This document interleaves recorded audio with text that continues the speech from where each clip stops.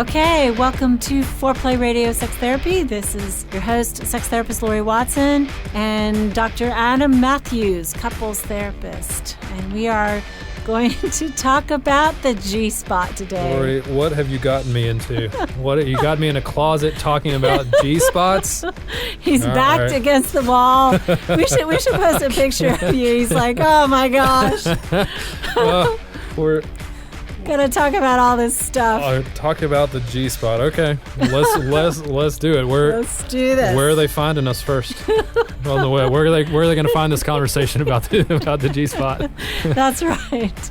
Yeah. So, where is the G-spot? Is the first thing that I want to say and talk about. Where is it? Well, can you tell me first though? Is it this? I think for guys a lot, maybe for women too.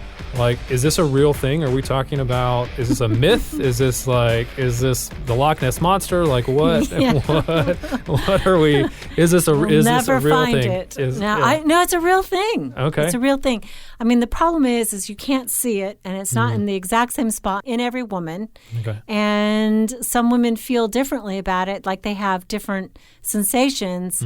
So I think there is this, is it really true? But it really is true. I mean, there is a G-spot.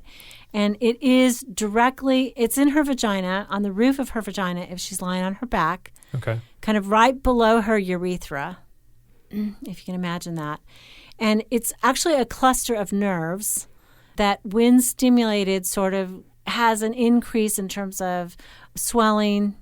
And if it's in the right spot, it feels very sexual. If it's the right spot that she's getting stimulated in, but it's too early in her arousal cycle, it'll feel like she needs to urinate.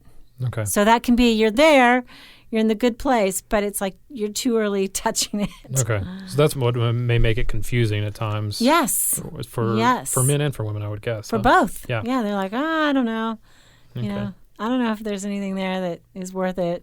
Yeah. But for a lot of women, they say it's a great place to be touched because they have a super orgasm from it, or it increases their arousal, or it sort of does double time. You know, maybe they have stimulation in another way.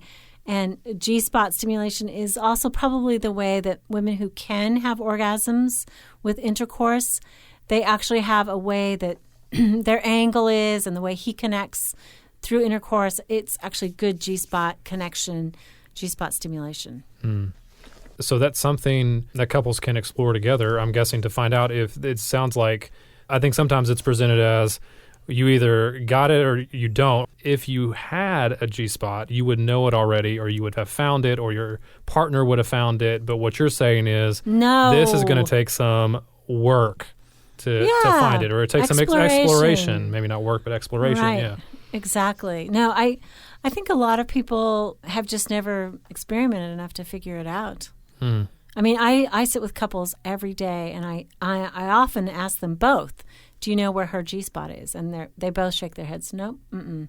I would say 1 in 20 people shake their heads yes on that. Okay. You know, like, yep, know where that is, know how to do that, yep. I mean, but most people don't. Yeah. You know, they don't even know there's like another erogenous zone, you know, on a woman. Yeah. So how do couples begin to explore that? What do we begin to do to find the G-spot? What do they do together? Well, I think that, you know, they don't want to do it clinically. They want to do it while they're making love. And certainly, basically, him putting his fingers in her vagina. Fingers are a better way to reach the G-spot than intercourse. You know, I mean, it's just designed to be stimulated with fingers, kind of a come-hither motion. So it's about 2 inches into the vagina. That's about where it is, top of her vagina.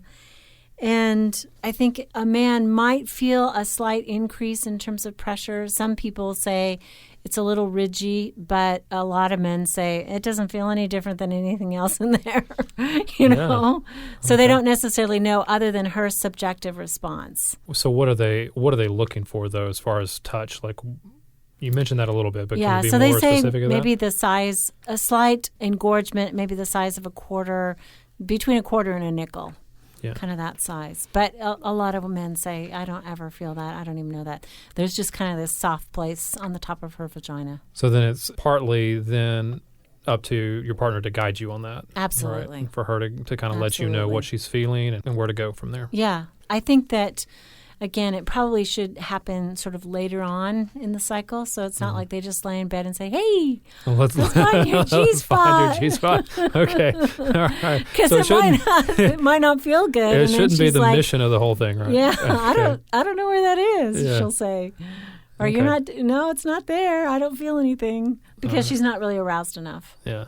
So that's going to be important too, is that there's a level of arousal that happens before you begin to explore, before you begin to see if you can find it. Right. Like I said, early arousal stages, women feel the urgency to urinate. So again, right spot, wrong time.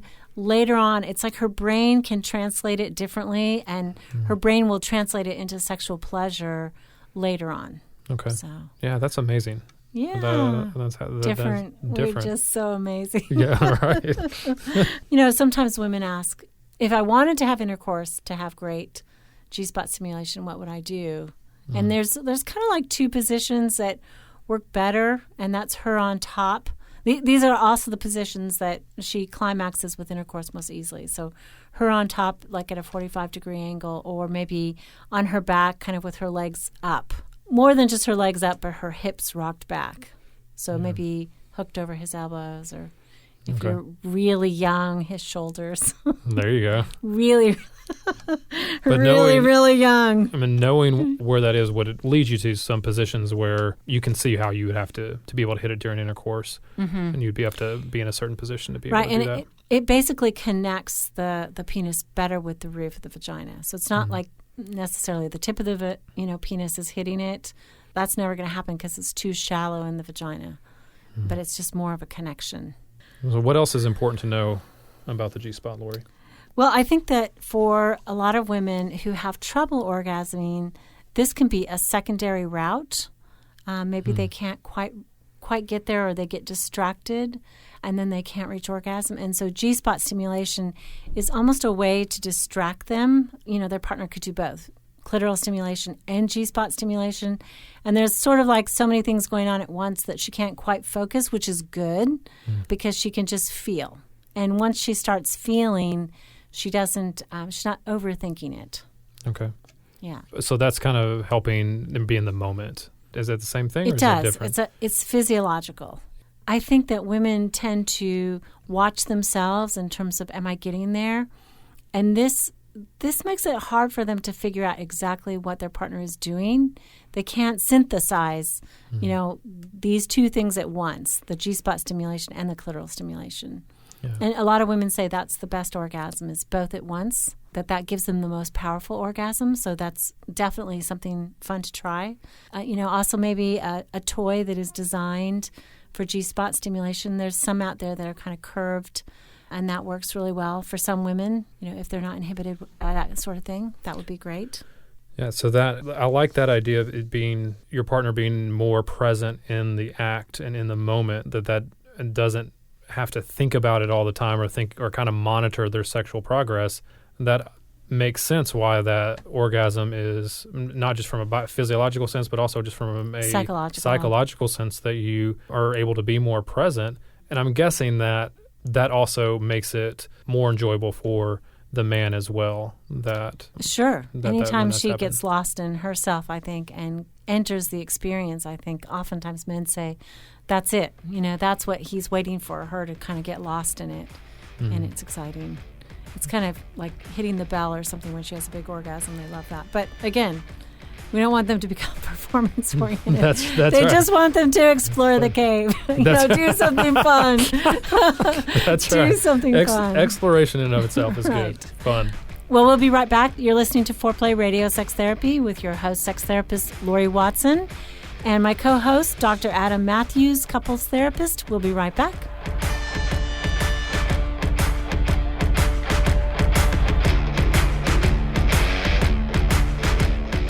Wanting sex again. How to rediscover desire and heal a sexless marriage by certified sex therapist Laurie Watson. Each chapter is designed to fix one of the problems that cause low libido, from early marriage through the childbearing years, even all the way through menopause. I've also had men read it and tell me that for them it was the most hopeful thing they read about resolving sexual problems. Look for Wanting Sex Again on Amazon.com. You can also talk to Laurie Watson for therapy in person or via Skype. I offer couples counseling and sex therapy, and I think about both aspects of the relationship, emotional intimacy and sexual technique, and that combination together helps marriages be happy. Improve your sex and improve your relationship with Awakening Center for Couples and Intimacy. Find out more at awakenloveandsex.com and sign up for their next couples retreat weekend, hosted by Laurie Watson. awakenloveandsex.com. Awaken what's possible.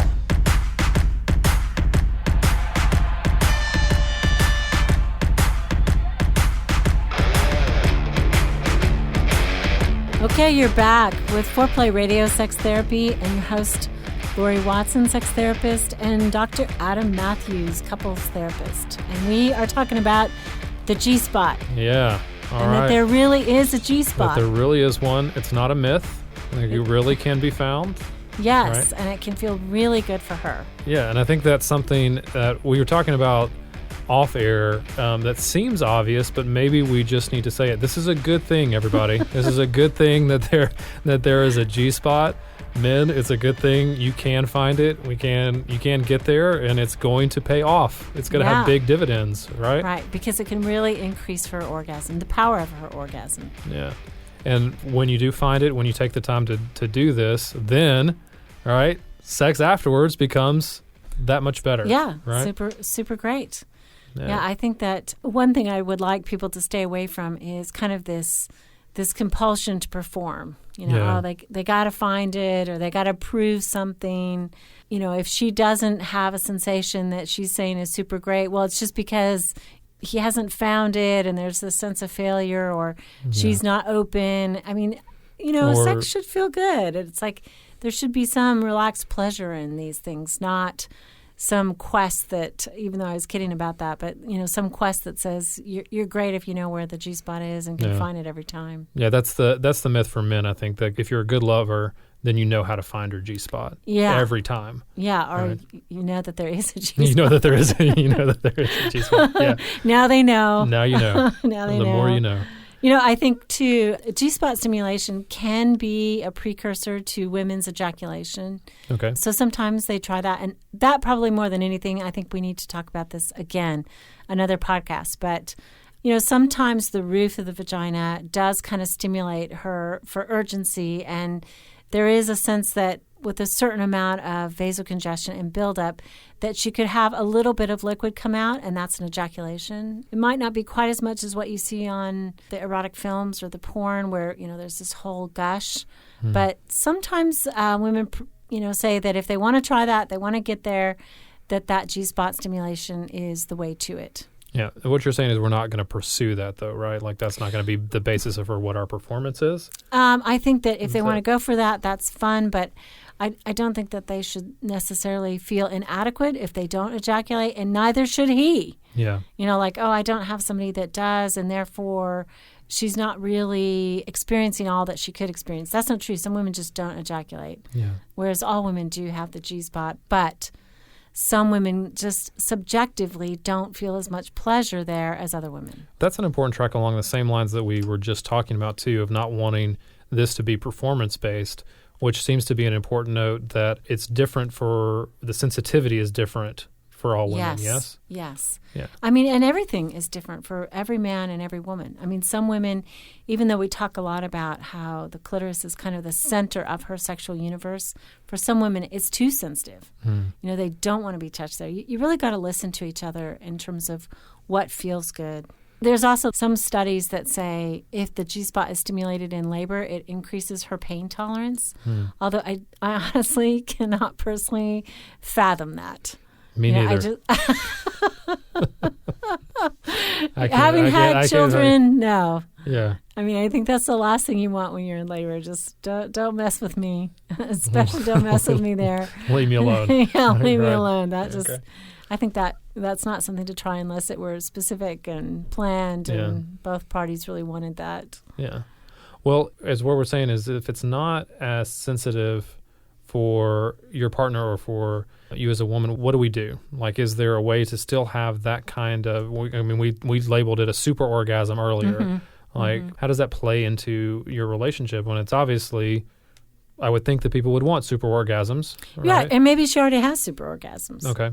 So it isn't like this is, puts her over the top. Maybe it is one method that women report that they have essentially better arousal, but it isn't the only way, and she may like it the other way. I think listening to her really carefully, that's the relational component. That's what they need to do. But this is something that I think is a new erogenous zone that some people don't discover and don't use as a way to further her pleasure. Yeah. So it shouldn't be taken as or seen as something that you're never going to have a great orgasm if your G-spot isn't as sensitive as somebody else's. No, absolutely not.